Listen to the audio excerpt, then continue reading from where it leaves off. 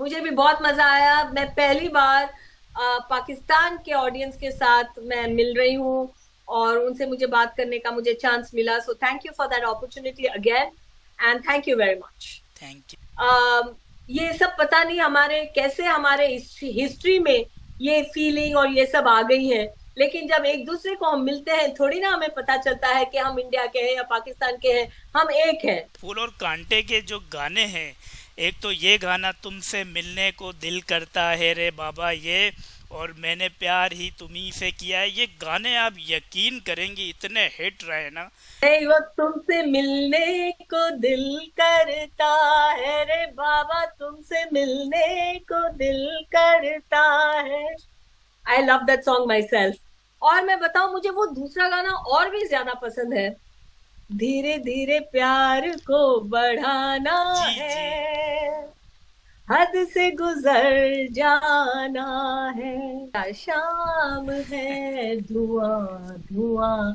Sorry, मैं हर चीज पे गाने पे उतर आती हूँ। मुझे नहीं नहीं, मेरा अच्छा है म्यूजिक मेरे लिए बहुत पसंद कि मुझे पता चला है कि जूही चावला और हेमा मालिनी आपके बड़े करीबी रिश्तेदार हैं, तो है। हेमा जी मेरी कजन है, जी। तो मैं उनकी फैमिली से हूँ।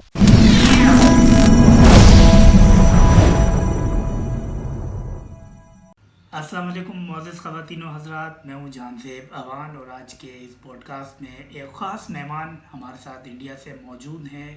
90s की फ़िल्मों में हीरोइन के किरदार किए हैं और अच्छी अच्छी फिल्म्स में काम किया है। मैं बात कर रहा हूँ मधु शाह की। आइए इनसे बात करते हैं।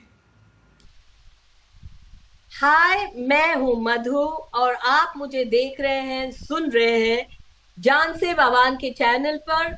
और आप सब देखें और पूरे पाकिस्तान में सुने देखें मुझे, और मुझे बहुत सारा प्यार दें, क्योंकि I love you guys. Show me love and thank you for having me on your channel. आदाब मधु जी। आदाब आदाब जी, थैंक यू सो मच मेरे साथ बात करने के लिए और कनेक्ट करने के लिए। Thank you very much. मैं हमेशा से चाह रही थी कि मैं पाकिस्तान के ऑडियंस और फैन के साथ कनेक्ट करूं। I am really very happy कि आपने मुझे ये मौका अपॉर्चुनिटी दिया। सबसे पहले तो आपका बहुत शुक्रिया कि आपने मुझे टाइम दिया, क्योंकि आज मैं बहुत नर्वस हूँ वैसे आपका इंटरव्यू करते हुए। मैंने बहुत इंटरव्यू किए हैं, तो मेरी तरफ से और पाकिस्तान की तरफ से आपको ढेर सारा प्यार Madhu ji. Thank you. Thank you. मैं आपको मधु जी कहूँ, मधु भाला कहूँ, पद्मा मालिनी कहूँ, क्या कहूँ? वो कहते हैं ना, रोज को गुलाब को किसी भी नाम से, you call it by any name, it smells good. तो आप नाम में क्या रखा है? आप मुझे बस आप मुझे याद रख रहे हैं, मुझे आप चाहते हैं, आपके ऑडियंस मुझे प्यार करती है। मुझे मेरे नाम से कोई फर्क नहीं पड़ता। पर वैसे मेरा नाम फिल्म्स में मधु के नाम से ही मैं एज एन आर्टिस्ट जानी जाती हूँ। जी मैं अपना सरनेम यूज नहीं करती। और मधुबाला मुझे मेरे साउथ के डायरेक्टर ने, क्योंकि मधु साउथ इंडिया में मेल नाम है, तो जी जी। वो कंफ्यूजन ना हो जाए कि मैं मेल हूं कि फीमेल हूं, इसके लिए वो उन्होंने ऐड करके उन्होंने मधुबाला वो करके मुझे लॉन्च किया था उन्होंने अरेगन फिल्म से। Great great great. एक शेर आपको सुनाना चाहूँगा, आपके लिए मैंने लिखा है। हटाओ आईना उम्मीदवार हम भी हैं, हटाओ आईना उम्मीदवार हम भी हैं, तुम्हारे देखने वालों में से यार हम भी हैं। Thank you so much. Thank you. अच्छा मधु जी, आपने माशाल्लाह बहुत हिट फिल्मों में काम किया, जैसे कि फूल और कांटे, दिल जले, रोजा, और भी बहुत हिट फिल्में, यशवंत। तो फूल और कांटे जो है हिट फिल्म रही पूरी दुनिया में, पाकिस्तान भर में भी, यहाँ गाने बहुत सुने गए। तो कैसा एक्सपीरियंस रहा फूल और कांटे में आपका काम करने का? आप उस टाइम की बात कर रहे हो जब मैं बहुत ही, मतलब ये 30 32 33 जी जी थर्टी जी। थ्री ईयर्स पहले की बात है। 90s में जी जी। मैंने फूल और कांटे 1990 में शायद मैंने शूटिंग की थी उस फिल्म के लिए। और मैं एक्चुअली बहुत ज्यादा अपने पास्ट में ड्वेल नहीं करती। तो पर मैं ये चीज कह सकती हूँ कि जिस चीज को लोग 30 साल के बाद भी याद रख के उस चीज की बात करते हैं, आई फील वेरी ग्रेटफुल। क्योंकि हमें अपने काम से पहचाना जा रहा है, जो मैंने किया है उससे मुझे पहचाना जा रहा है, तो उसके लिए मुझे बहुत ही ग्रेटिट्यूड मैं फील कर रही हूँ।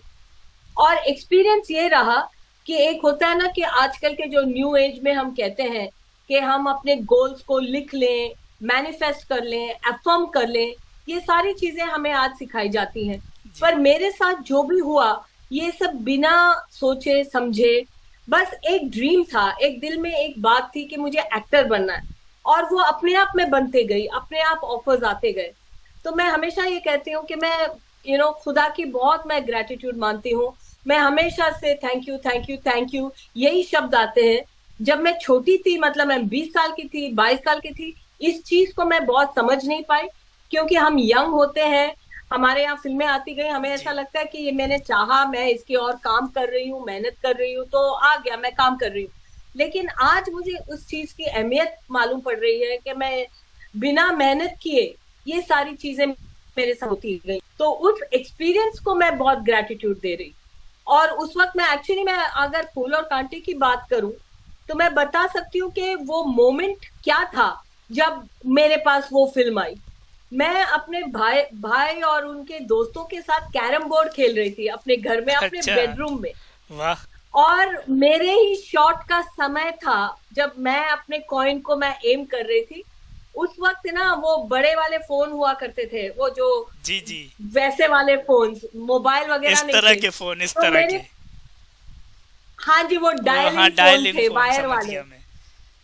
और मेरे मतलब जहां मैं बैठी थी उसके पीछे वाले टेबल के ऊपर वो फोन रखा था। मुझे वो सीन इतने डिटेल में याद है कि मैं एम लगा रही थी कैरम पे और फोन बजने लगा, तो मैंने अपने उल्टे हाथ से यूं वो फोन उठाया। मेरी नजर, मेरी आंखें मेरे कैरम बोर्ड पे थी। मैं बहुत इरिटेटेड थी कि फोन बज रहा था। जब मैंने फोन उठाया, वो सामने वाले की आवाज थी कि मैं कुकू कोली बोल रहा हूँ, फूल और कांटे एक फिल्म बन रही है, हम आपको उसमें हीरोइन लेने वाले हैं, लेना चाहते हैं। और मैंने उनको ज्यादा बात ना करते हुए मैंने आवाज लगाई अपने पापा की, और जो दूसरे कमरे में बैठे थे, मैंने कहा पापा फोन उठाइए, कोई कुकू कोहली का फोन है।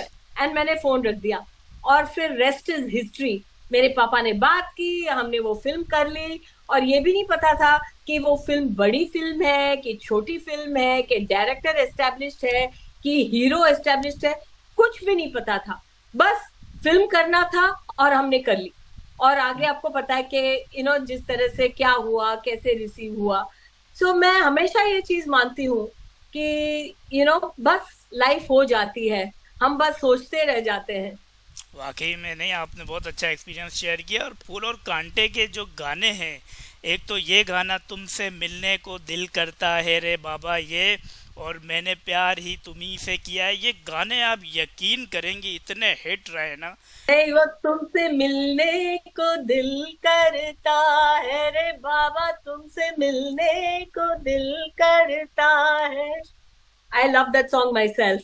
और मैं बताऊं, मुझे वो दूसरा गाना और भी ज्यादा पसंद है, धीरे धीरे प्यार को बढ़ाना जी जी। है, हद से गुजर जाना है। जी बोलिए। आइडियल गाने हैं ये, शादियों में लगते हैं ये, इवेंट में लगते हैं, पार्टीज में लगते हैं, हर जगह लगते हैं, ख़ास तौर पर बसों में लगते हैं, जो पब्लिक बसेस होती है। बहुत आला गाने रहे हैं। आप यकीन करेंगे आज के इस दौर में वैसे गाने नहीं बनते जो उस वक्त बनते थे। 90s के सारे गाने आप उठा लें, तो इतनी बिल्कुल, चेंजिंग क्यों हो गई है? मैं आपसे बिल्कुल सहमत हूँ कि जो पुराने गाने हैं, जी जी। आप 90s की बात कर रहे हो, मैं तो उससे भी एक जनरेशन पहले वाले, जो आर डी बर्मन और जी किशोर जी। साहब बनाया करते थे। यू नो वो क्या जमाना था गानों का। हम अपना फीलिंग, अपनी दिल की बात, ऐसे जैसे लगता था कि हम भी गा के सुना रहे हैं अपने लोगों को। ऐसे नहीं लगता था कि फिल्म गाने गा रहे हैं। अगर जी हमें जी। किसी से कुछ कहना हो या कोई बात कहनी हो, हम वो गानों के जरिए कह पा रहे थे।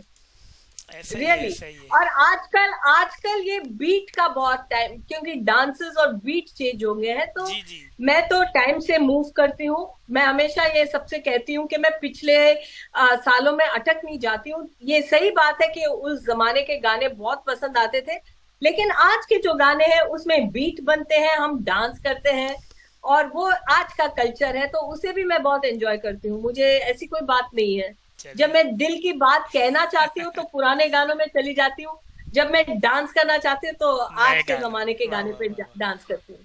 क्या बात है, क्या बात है। अच्छा मधु जी, मैं ये पूछना चाहूँगा कि जैसे कि मुझे पता चला है कि जूही चावला और हेमा मालिनी आपके बड़े करीबी रिश्तेदार हैं, तो इस बारे में बताइए प्लीज़। हेमा जी मेरी कजिन है, तो जी। मैं उनकी फैमिली से हूँ, और हम लोग बहुत ही करीब हैं, और करीब थे जब मैं छोटी थी। मैं उनके सेट्स पे जाया करती थी, उनके फिल्म्स के सेट पे, और मैं देखती थी, शूटिंग देखती थी। और जब मैं उनके घर जाके खेलती थी तो मैंने सारे बड़े एक्टर्स जैसे अशोक कुमार जी, संजीव कुमार जी और बड़े बड़े डायरेक्टर्स उनके घर पे आते थे। तो मैं और मेरी मम्मी खुद भी डांसर रही हैं, तो मेरा जो चाइल्डहुड था वो एक्टर्स, आर्टिस्ट और आर्ट के बीच में हुआ। शायद इसीलिए मैं भी ये सोचती थी कि मैं भी एक्टर बन जाऊं, शायद उनके वजह से, इस इन्फ्लुएंस के वजह से आज मैं एक्टर हूँ, शायद मैं ये कह सकती हूँ। और जूही जी मेरी वो सिस्टर इन लॉ लगती हैं, जी मेरे हस्बैंड के ब्रदर की वाइफ है, कजन की वाइफ है। जी जी। और मेरे शादी को 25 साल हो गए हैं, तो मैं उनको 25 सालों से मैं बहुत करीबी से उनको जानती हूँ। और मुझे लगता है कि जूही जी जैसे इंसान, आर्टिस्ट तो, कलाकारा तो वो बहुत ही बेहतरीन है। उनकी कॉमेडी टाइमिंग और उनका सब कुछ आपको पता है, उनके कितने जी जी फैंस हैं, उनको जी। कितना लोग पसंद करते हैं। लेकिन मैं आपको ये बता सकती हूँ कि वो आ, जो इंसान है, जो स्पिरिचुअलिटी में वो जी। जो बिलीव करती हैं, वो बहुत ही, मतलब मैं क्या कहूँ, बहुत ही बेहतरीन इंसान है। मैं उनको बहुत ही पसंद करती हूँ, और हम एक दूसरे को बहुत टीज करते हैं। जैसे वाह। वो पंजाबी होके गुजराती फैमिली में शादी हुई अच्छा। है, और मैं साउथ इंडियन होके मैं गुजराती फैमिली में हूँ, तो हम एक दूसरे को बहन बहन करके, जैसे गुजराती फैमिलीज में कहते हैं ना, जी ये जी जी। लक्ष्मी बहन, वो रिस्पेक्ट के साथ हर लेडीज को बहन कहते हैं।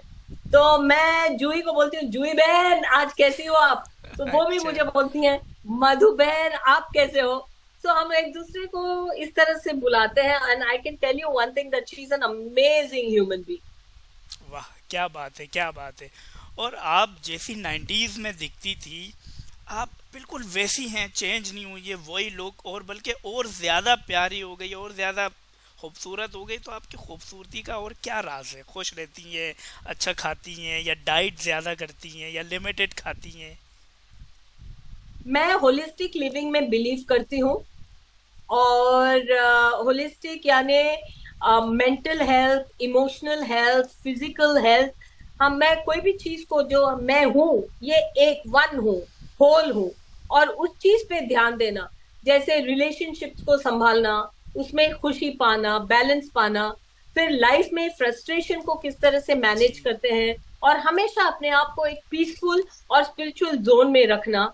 और हेल्थ ऑफ कोर्स वो हम सब जानते हैं कि योगा करो, एक्सरसाइज करो, कम खाओ, हेल्थी खाओ।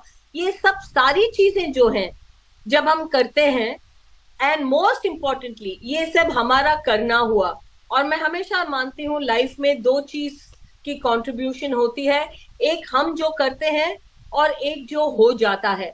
जो हमें जो करना है वो मैं सारी चीजें सही करती हूँ, और उसके बाहर जो हमारे कंट्रोल के बाहर जो है, वो जब हमारे साथ सही होने लगता है, इसके लिए मैं हमेशा ग्रेटिट्यूड पाथ, जैसे अगर आप एक्सीडेंट हो जाए या कोई फॉल हो जाए, और आपके घुटने में अगर आपको तकलीफ हो जाए, तो आप एक्सरसाइज नहीं कर पाओगे। तो वो सारी चीजें का सही गिरना, सही जी। पड़ जाना, उसको मैं होलिस्टिक लिविंग मानती हूँ, और उसको मैं ग्रेटिट्यूड मानती हूँ। एंड दैट इज वाई वो मेरे गुरुजी कहते हैं, जब उन्होंने मुझे 2-5 साल के बाद वो मुझे मिले, वो एकदम शॉक रह गए कि तू कैसे अभी भी वैसे ही है जैसे मैंने तुमको पहली बार देखा था। तो फिर मैं ऐसे हंसते रह गई, क्योंकि मैं क्या जवाब दूं। तो मैं ऐसे स्माइल करते रह गई, तो उन्होंने मुझे एक बात कही जो मैं आपको बताना चाहती हूँ। उन्होंने मुझसे कहा कि बेटे, ऊपर वाले से अभी तुमसे बहुत काम करवाना बाकी है, इसीलिए उसने तुम्हें ऐसे रखा है। तो मेरा ये कहने का मतलब है, जो मैं करती हूँ वो तो मैं करती हूँ, जो सब जानते हैं जो करना चाहिए, but I always at the end of everything I only feel gratitude and grateful because everything is working for me and I don't know what is working for me. जी ज़रूर ज़रूर। अच्छा, जैसे कि आपकी हिट फिल्में रही और इतना अच्छा आपका सिलसिला चलता आ रहा था 90s से, बाद में अच्छी से अच्छी फिल्म करती रही, फिर बीच में आपने इंडस्ट्री छोड़ दी, और इंडस्ट्री छोड़ने की वजह, या आप फिर से आप करनी है काम, या आने वाली आपकी कोई फिल्म? मैंने इंडस्ट्री छोड़ा उस वक्त इसलिए था क्योंकि मैं थोड़ी सी, एक तो मैं बता रही हूँ, जैसे इंसान ग्रो होते हैं, उम्र बढ़ती है, उनकी इंटेलिजेंस, अंडरस्टैंडिंग सब चेंज होता रहता है, उसे हम इवॉल्व कहते हैं। जी जो डिसीजन मैंने उस वक्त लिया, शायद आज अगर मैं उस जगह पे होती तो वो डिसीजन नहीं लेती, क्योंकि जी आज मैं लाइफ को अलग तरीके से देखती हूँ। उस जी टाइम पे मैं यंग थी, तो मेरा डिसीजन लेना भी अलग किस्म का था। मैं उस वक्त थोड़ी सी फ्रस्ट्रेट हो गई थी, क्योंकि मुझे ऐसा लगता था कि मैं एक बहुत ही केपेबल आर्टिस्ट हूँ, क्योंकि ऑलरेडी मेरे पीछे फूल और कांटे, रोजा, पहचान और काफी सारे तमिल और साउथ इंडियन मूवीज में मुझे बहुत एज एन आर्टिस्ट रिकग्निशन मिला हुआ था। उसके बाद एक दौर ऐसा चला जहां मुझे ऐसा लगा कि मुझे मेरे पोटेंशियल के इक्वल में मुझे रोल सही तरीके से मिल नहीं रहे, तो मैं थोड़ी सी बोर हो जाती थी, अपसेट हो जाती थी। तो एक दिन मुझे लगा, यार अब मुझे यहाँ काम नहीं करना है, अब लाइफ को आगे ले जाना है। And I life would have it, उस टाइम पे मुझे मेरे हस्बैंड मिल गए। उस टाइम पे ऑफकोर्स बॉयफ्रेंड थे, और उन्होंने मैरिज ऑफर की, प्रपोज किया, आनंद और जी, मैं इतनी खुश थी। आनंद शाह आनंद, हाँ जी, जी। आनंद शाह। और मैं शादी की ओर एकदम, मुझे ऐसा लगा अब मुझे शादी कर लेनी चाहिए, और फिर मुझे अपनी फैमिली स्टार्ट करनी थी। और मैं मल्टीटास्किंग और ये सब मैं नहीं जानती, मैं जो चीज पैशनेटली करती हूँ मैं उस चीज में घुस जाती हूँ। और वैसे भी जैसे मैंने आपसे कहा, मुझे उस टाइम पे ऐसे लगने लग गया था कि मेरा पूरा पोटेंशियल यूज नहीं हो पा रहा था, और मैं आई फेल इन लव। तो वो दोनों चीज एक साथ आने की वजह से मैंने सोचा कि अब मुझे ये छोड़ देना चाहिए, और मैं छोड़ के चली गई इंडस्ट्री। और कुछ साल बाद ही, जैसे बच्चे थोड़े से बड़े हो गए, तो मुझे ऐसे लगने लगा कि ठीक है यार, शादी हो गई, ठीक है यार, माँ भी बन गई, लेकिन एज एन आर्टिस्ट मुझे वो एक्सप्रेस करना ही है, मैं आर्टिस्ट हूँ। और फिर मैंने धीरे धीरे से अपना वे बैक तय कर लिया, और मैं आ गई वापस। तो ये पूरा एक जर्नी रहा है। बाहर जी से सब जानते हैं कि मैं ये साल से ये साल तक मैं बाहर थी, पर मेरी जो इंटरनल जर्नी रही है, यू नो जो मैं इवॉल्व हुई हूँ, कि लाइफ को ब्लैक और व्हाइट में ना देख के, कि कभी कभी जब ऐसा वक्त आता है जो अपने को सही नहीं लगे, उसको टाइड ओवर कर लेना चाहिए, एकदम जल्दी से उसको क्विट, अब मैं नहीं करूंगी, मैं जा रही हूँ, मैं आ रही हूँ, ऐसे एकदम black and white stark decisions नहीं लेनी चाहिए। ये मेरा आज पर्सनल एक्सपीरियंस है कि sometimes when things are not nice, just let it pass. और उस एटीट्यूड के साथ अब मैं जब अपनी एंट्री मैंने वापस करा है इंडस्ट्री में, मैं बहुत जेंटल हूँ अपने साथ भी, और वर्ल्ड के साथ भी। मैं बहुत अग्रेसिव नहीं हूँ, जो जैसे हो रहा है मुझे सब अच्छा लग रहा है। वाह क्या बात है। और जैसे कि मैं अपने नाज़रीन को बताता चलूँ कि इनकी दो बेटियां भी हैं, एक शायद 22 साल की है, एक 23 साल की है, तो दो ही बेटियां हैं आपकी? मेरी दो बेटियां हैं, एक 23 साल की है और एक 21 साल की है। जी अम, और स्पेशली आज के टाइम पे लड़कियों के लिए माँ बनना और प्राउड फील करना, ये मैं मैसेज में सबको देना चाहती हूँ। बिकॉज विमेन्स एम्पावरमेंट में ये मेरा रोल है कि सबको बताएं कि विमेन होना बहुत अच्छी बात है, गर्व की बात है, प्रिविलेज की बात है। और गर्ल्स की माँ बनना वो भी बहुत अच्छी जी बात है, जी कि हम लोग आजकल इतने मेल डोमिनेंस कॉन्वर्सेशन में, उसमें से हटके ये दिखाना, to be the mother of girls is a very proud thing, जो मेरे फादर ने मुझे फील कराया। उन्होंने कभी मुझ में और मेरे भाई में फर्क नहीं देखा। तो that is what I am very happy to convey, that मैंने कभी ये नहीं चाहा कि मुझे सिर्फ बेटा हो, या मैंने कभी ये दुख फील नहीं किया कि मेरी बेटियां हैं। आई एम वेरी प्राउड, और ये मैसेज मैं सबको देना चाहती हूँ। I am very proud to be a mother of daughters. वाह, क्या बात है, क्या बात है। अच्छा, जैसे कि मैं ये पूछना चाहूँगा कि बॉलीवुड में आपकी किस एक्ट्रेस या एक्टर से अब तक अच्छी फ्रेंडशिप है, जिससे आप अपनी बातें शेयर करती हो, मुलाकात करती हो? मेरे लेडी फ्रेंड्स बहुत ज्यादा हैं बॉलीवुड में.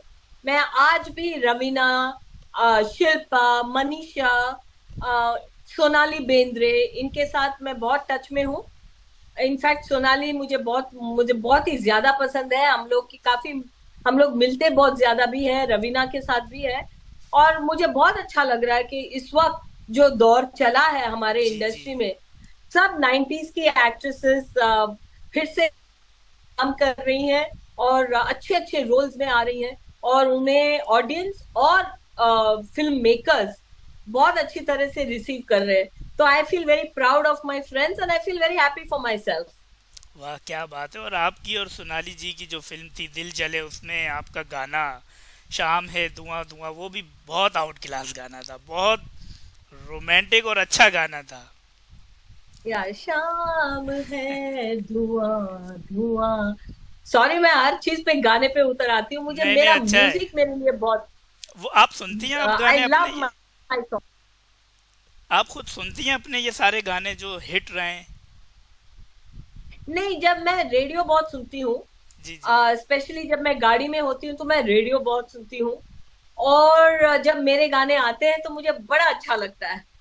और काफी सारे गाने काफी बार मैंने रेडियो पे सुना है. मैं लगा के प्लेबैक करके नहीं सुनती हूँ, लेकिन रेडियो पे या टीवी पे जब बाई चांस आ जाता है और फिर जब मैं मजा अपने आता आप को है। देखती हूँ, मुझे बहुत अच्छा लगता है. चले, क्या बात है। अच्छा मधु जी, अब आप क्या कह रही थी? सॉरी। मैं ये कहना चाह रही थी कि आजकल जो मेरा फेवरेट गाना चल रहा है, जी वो अबिदा परवीन जी, उनके जो ट्यून्स में से जो जी जी तू जी झूम झूम जी जी झूम ऐसे जो गाने हैं जी जी। सूफी के, सूफी ये कलाम जो कवाली। Life lesson. जी जी। हाँ, ये जो लाइफ लेसन्स जो वो बताते हैं, ना ना ना ना ना ना ना ना ना ना ना ना ना ना ना, तो झूम झूम झूम, वो जो गाना है ना, ये मुझे ऐसा लगता है कि एकदम भगवान के पास मुझे ले जाता है. वाह आई वाह। जस्ट फील के I just feel so spiritual सूफी गाने पे. तो that is my playlist these days. बड़ा मज़ा आता है ये सुनने में, कवाली सुनने में, ख़ास तौर पे आबदा परवीन जी की, नुसरत फ़तेह अली खान साहब की। जी जी. अच्छा मधु जी, मैं ये पूछना चाहूँगा कि अपनी ज़िंदगी का कोई ख़ास लम्हा आप बयान करना चाहेंगी जो आपके लिए यादगार हो, कुछ भी हो? सॉरी, फिर से बताइए, खास क्या चीज आप मुझसे कहना चाह रहे हैं? अपनी ज़िंदगी का कोई भी यादगार लम्हा आप बयान करना चाहेंगी जो आपके लिए अच्छा. बहुत यादगार हो, जिससे आपको बयान करने में आपको अच्छा लगे जो? मैं बड़ी चीजों से ज्यादा जो छोटी छोटी जो बातें होती हैं, वो मेरे दिल में बहुत ज्यादा असर कर जाती हैं. बड़ी चीजें तो ये है, जब मेरी मम्मी गुजर गई थी तो मेरी लाइफ एक मोमेंट में चेंज हो गया.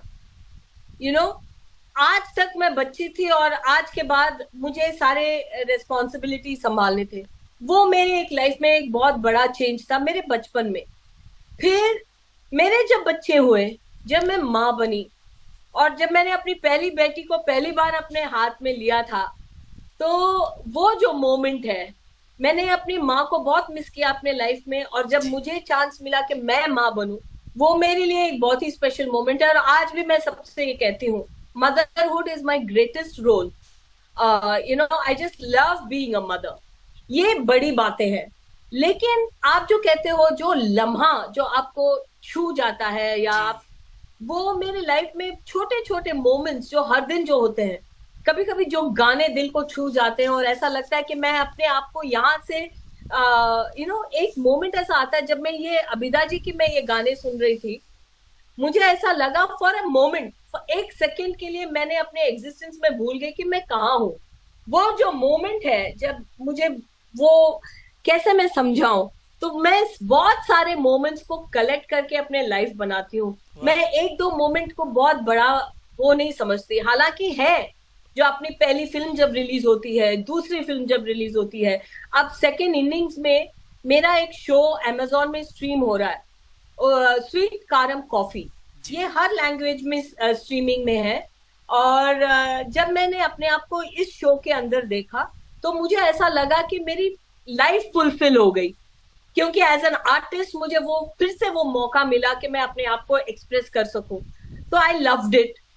लेकिन ये सारी चीजें ठीक है, करियर में फुलफिलमेंट मिलना मिलना या बड़ी चीजों, बट एवरी मोमेंट, कभी कभी मैं जब वो सनसेट देखती हूँ, जो स्काईज की जो अलग ही ब्यूटी होती है, वो मोमेंट में मुझे ऐसा लगता है मैं खो गई। जब मैं अबिदा जी की ये गाना, मैं झूम झूम वो जब कहते हैं, और जब मैं अपनी आंखें बंद करती हूँ, तो मैं एकदम अपनी लाइफ भूल जाती हूँ। तो ऐसे कई सारे मोमेंट्स में कलेक्ट करके मैं अपने लाइफ को एंजॉय करती हूँ। जबरदस्त, बेहतरीन बेहतरीन। उर्दू के बारे में आप क्या कहना चाहेंगी? उर्दू से कितनी मोहब्बत है? उर्दू एक कैसी लैंग्वेज है? उर्दू एक बहुत ही ब्यूटीफुल लैंग्वेज है। और मुझे इनफैक्ट मेरे पहले गुरु ने, रोशन तनेजा जी की जो वाइफ है, मिसेस तनेजा, उन्होंने मुझे थोड़ी बहुत उर्दू की ट्रेनिंग दी थी फिल्म स्टार्ट करने से पहले। क्योंकि वो जो खा, और वो जो उर्दू जो खा जी फ्रॉम द एपिग्लॉटिस वो जो बोलते हैं, ये सब मैंने उनसे सीखा था। वाह। तो नहीं तो it's a very difficult thing, क्योंकि हमारे लैंग्वेज में और साउथ इंडियन लैंग्वेज में वो सारी चीजें नहीं है। तो उसके लिए मुझे अलग से ट्रेनिंग लेनी पड़ी। और उर्दू जैसी जो ब्यूटीफुल लैंग्वेज है, जिसमें ऑटोमेटिकली जी जी पोएट्री निकल आती है, जी जी इसमें पोएट बनने की जरूरत नहीं है। जो इस्लाम के लोग जो सोचते हैं, आप लोग जैसे सोचते हैं और आप लोग जैसे बात करते हैं अपने नॉर्मल जिंदगी में, जी जी जी उसमें जो ब्यूटी है, जी जो पाकिस्तानी के जो सीरियल्स है, नॉर्मल सीरियल्स, वो जो लहजा है, बोलने का जो लहजा है, वो लैंग्वेज की ब्यूटी है। आई लव वाह इट, आई वाह। Love it. तो जैसे हमारे इसमें साउथ इंडिया में मलयालम के जो एक्टर्स हैं, उन्हें सबसे ज्यादा बेस्ट एक्टर्स माना जाता है। तो अगर आप देखोगे नेशनल अवार्ड विनिंग लिस्ट में इंडिया में, तो सारे के सारे मलयालम एक्टर्स होते हैं। तो सब सोचते हैं कि क्यों सिर्फ मलयालम एक्टर्स इतने माने जाते हैं। वो इसलिए क्योंकि वो लैंग्वेज और उसका जो वो क्या बोलते हैं, टोन और जो स्पीड और जो रिदम है, उसमें इमोशन है। तो एक्टर को बहुत कुछ करना नहीं पड़ता, वो लैंग्वेज में इमोशंस है। उसी तरह उर्दू में आपको पोएट बनने की जरूरत नहीं है। जैसे आप आम जिंदगी में रोजाना आप जो बोलते हो, जी जी उसमें पोएट्री है। It's so beautiful. तहजीब और जी जी। इतना वो लहजा इतना सुंदर है कि मैं तो बस सुनते रह जाती हूँ। आपकी उर्दू भी बहुत बेहतर, है भी और नहीं भी। काफी अच्छी है मतलब माशाल्लाह। अच्छी इतना है, मतलब इतनी अच्छी है कि मैं मैनेज कर सकती हूँ। लेकिन इतना अच्छा भी नहीं है कि मैं एक, अब जैसे एक मतलब किसी मुस्लिम से या पाकिस्तानी से एकदम अच्छे से मैं उनके जैसे बोल पाऊं, उतनी अच्छी भी नहीं है, कहीं इन बिटवीन है। अच्छा मधु जी, इस वक्त आपको पाकिस्तान भर में देखा जा रहा है। पाकिस्तान के लिए और पाकिस्तान के लोगों के लिए क्या पैगाम देना चाहेंगी आप? मैं ये कहना चाहूंगी कि ये जो फीलिंग है इंडिया और पाकिस्तान के बीच, ये कुछ लोगों में है, या पॉलिटिक्स में है, या हिस्ट्री में है, मैं नहीं जानती। लेकिन मैं एक दूसरे को इंसान मानती हूँ, दोस्त समझती हूँ, नेबर समझती हूँ। मैं आपके शोज को बहुत एंजॉय करती हूँ, आपके आर्टिस्ट को बहुत एंजॉय करती हूँ, आपके सूफीज्म परफॉर्मर्स को बहुत एंजॉय करती हूँ। और हम लंदन में बहुत ज्यादा रहते हैं, मेरे बच्चे लंदन के यूनिवर्सिटी से हैं। तो वहां पे वो काफी सारे उनके दोस्त पाकिस्तान से हैं, और वहां ये फर्क बिल्कुल भी नहीं है कि हम इंडिया के हैं या पाकिस्तान के। हमें ऐसा लगता है कि हम एक जैसे हैं। हमारा दिखना, देखना, रहना, खाना, पीना सब एक जैसा लगता है। और वो हमें इसलिए पता चलता है क्योंकि लंदन में उस डिफरेंस का बिल्कुल नहीं पता चलता। हमारे दोस्त पाकिस्तान से हैं, मेरे बच्चों के बेस्ट फ्रेंड्स पाकिस्तान से हैं, और मैं माशाल्लाह। अपने दिल में भी वही फीलिंग रखती हूँ। We are all people, human beings, and आपके आर्ट में, आपके लैंग्वेज में, आपके म्यूजिक में सोल है। तो थैंक यू। बिल्कुल भी मुझे कोई फर्क कहीं भी नजर नहीं आता। बहुत शुक्रिया, बहुत शुक्रिया। बहुत अच्छे कमेंट किए पाकिस्तान के लिए, पाकिस्तान के लोगों के लिए। वैसे जूही चावला जी भी पाकिस्तान बहुत आती हैं, उनके मामू यहाँ रहते हैं। वो भी आपको जी बताती रहती होंगी, अक्सर कराची आती हैं, वो अक्सर आती हैं। जी जी, आते भी हैं, मिलते भी हैं। और मैं बता रही हूँ ना, ये सब पता नहीं हमारे कैसे, हमारे हिस्ट्री में ये फीलिंग और ये सब आ गई है। लेकिन जब एक दूसरे को हम मिलते हैं, थोड़ी ना हमें पता चलता है कि हम इंडिया के हैं या पाकिस्तान के हैं। हम एक हैं, और उस चीज को हम जैसे आर्टिस्ट लोगों को ही आगे ले जाना चाहिए, क्योंकि कला में, आर्ट में कोई फर्क नहीं होता। कोई फर्क नहीं जो होता। फर्क लोग देखते हैं जी। वो अलग दुनिया में देखते हैं, जी। लेकिन जब हम परफॉर्म करते हैं, हम सब एक हैं। ये बताइए, आप पाकिस्तान कब आ रही हैं? पाकिस्तान देखने के लिए, पाकिस्तान के लोगों से मिलने के लिए। मैं चाहती हूँ कि मुझे कोई पाकिस्तान इनवाइट करे और मेरा देखभाल करे, मुझे थोड़ा सा दिखाए, सपोर्ट करे, क्योंकि वहां मैं किसी को नहीं जानती, मैं कैसे आऊं अकेले। मुझे वहां कोई चाहिए जो मुझे दिखाए, और हॉस्पिटैलिटी दिखाए, प्यार दिखाए। मैं जरूर आऊं। चलें, आप मुझे जानती हैं, इंशाल्लाह हम आपको बुलाएंगे ज़रूर इन फ्यूचर। जरूर, मैं आना चाहूंगी। इंशाल्लाह ज़रूर। अच्छा मधु जी, हम एंड की तरफ जा रहे हैं। एक दो चीज़ें और पूछूंगा। हमारे शो की एक रिवायत है, हम जिस भी मेहमान को बुलाते हैं, हम उनसे या तो एक शेर सुनते हैं या कोई डायलॉग सुनते हैं। गाना तो आप सुना चुकी हैं, तो कुछ सुनाना चाहेंगी? गाना भी सुनते हैं, लेकिन वो आपने सुनाया, अच्छा सुनाया है। देखिए, मैं शेरो शायरी तो अगर याद करके बोल दूं तो बोल दूं, वैसे मेरे माइंड में से तो कुछ नहीं आ रहा। और डायलॉग अभी आपने मुझे एकदम ऑफ गार्ड पकड़ लिया है, तो मुझे कोई भी डायलॉग याद नहीं आ रहा। लेकिन मैं गाना जरूर गा गाना सकती सुनाए हूँ। प्लीज़। एक और गा देती हूँ। जी जी जी जी। मैं दो गाने गा देती हूँ। जी ज़रूर। एक तमिल में, जी जो मेरे ज़रूर। ही फिल्म का है, वो मुझे बहुत पसंद है। लेकिन उससे पहले जो आपको समझ में आए, मैं वो गाना गा जी देती जी। हूँ। हाँ, तू है वही दिल ने जिसे अपना कहा, तू है जहां, मैं हूं वहां, अब तो ये जीना तेरे बिन है सगा। ओके। वाह, वाह, ज़बरदस्त। मिल जाए इस तरह दो लहरें, जिस तरह मिल जाए इस तरह दो लहरें, जिस तरह फिर हो ना जुदा, हाँ ये वादा रहा। क्या बात है, क्या बात है। एक और सुना रही थी आप तमिल में। तमिल में सुना देती हूँ। आ, नदिये नियारा करना ने सिर पर वैरियाना वारम ताने, ये हसी वादियां, ये खुला आसमां। वाह वाह That's वाह it. वाह। बहुत शुक्रिया मधु जी, आपने इंटरव्यू के लिए वक्त दिया, बहुत शुक्रिया। और मुझे बहुत मज़ा आया आपका इंटरव्यू करते हुए। मुझे भी बहुत मजा आया। मैं पहली बार पाकिस्तान के ऑडियंस के साथ मैं मिल रही हूँ, और उनसे मुझे बात करने का मुझे चांस मिला। So thank you for that opportunity again, and thank you very much. Thank